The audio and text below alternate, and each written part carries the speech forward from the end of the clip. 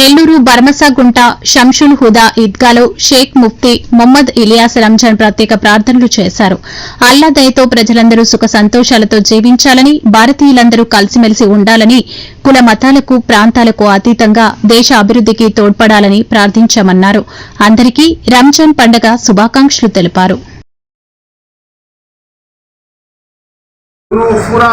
كما قال عليه الصلاة والسلام ورغمان فرج دخل عليه رمضان ثم انسلق قبل أن يغفر له ومنها إحياء ليلة العيد وقد قال عليه الصلاة والسلام من قام ليلة العيدين محتسبا لم يمت قلوبه يوم تموت القلوب ومنها صدقة الفطر فقد قال عليه الصلاة والسلام صاع من بر أو قمح على الاثنين الصغيرين.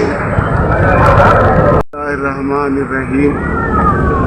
అయా 30 రోజులు ఒక్క పొద్దు నుండి రమజాన్ పండుగ ఈద్ నమాజ్ చదివి అల్లాహ్తో ప్రార్థనలు చేసి తమ ఇళ్లకు పోతున్నాం.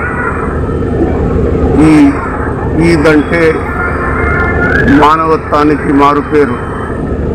ఇందులో అల్లాహ్ తమ కృపను మా ఒక్క పొద్దు ఉండే వాళ్ళ మీద ఎల్లప్పుడూ చూపిస్తుంటాడు. అదే ఒక భావనతో అల్లాహ్ను మెప్పించేదానికి ఈ ఒక్క పొద్దులు, అట్లాగే ఖురాన్ చదవటం, అట్లాగే జకాత్ ఇవ్వటం, ఫిత్రా ఇవ్వటం, పేదవాళ్లకు సహాయం చేయటం, ఇవన్నీ దీంట్లో వచ్చేస్తాయి. అందుకని రమజాన్ని రమజాన్ అంటాం. మాకు అల్లాహ్ తబారక వ తఆలా రెండు పెద్ద పండుగలు ఇచ్చింది. ఒకటి రమజాన్, రెండవది ఈదుల్ అజ్హా అంటే బక్రీద్. ఈ 2 పండుగలలో అల్లాహ్ను మనస్ఫూర్తిగా ఏడ్చి అతని ముందు ప్రార్థనలు చేస్తాం. ఆ ప్రార్థనలలో కనీసం మా గురించే కాదు, ఆ ప్రార్థనలు కులాలకు అతీతంగా, మతాలకు అతీతంగా, ప్రాంతాలకు అతీతంగా అందరూ ప్రార్థనలు చేస్తారు.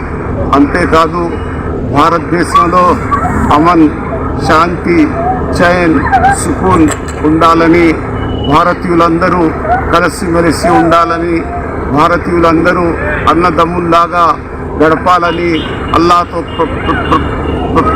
ప్రార్థనలు చేస్తాము. అల్లాహ్ మీద మాకు పూర్తి నమ్మకం ఉంది. మా ప్రార్థనలను మరణించి మమ్మల్ని ఈ భారతదేశాన్ని డెవలప్మెంట్ చేసేదానికి, భారతదేశానికి ప్రగతి ఇచ్చేదానికి మా అందరినీ, హిందూ, ముస్లిం, సిక్, ఇసాయి అందరినీ భాయిగా చేసి మా భారత్ ఒక్కరితో చూసే వాళ్లను అల్లాహ్ ఎప్పుడూ బంధించడు.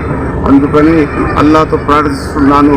మా ప్రార్థనలను మెప్పుకొని మా మీద కరుణ చూపించి మా అన్ని ప్రార్థనలను అల్లాహ్ తబారక వ తఆలా మెప్పుకుంటాడని నేను భావిస్తూ సెలవు తీసుకుంటున్నాను. జై హింద్.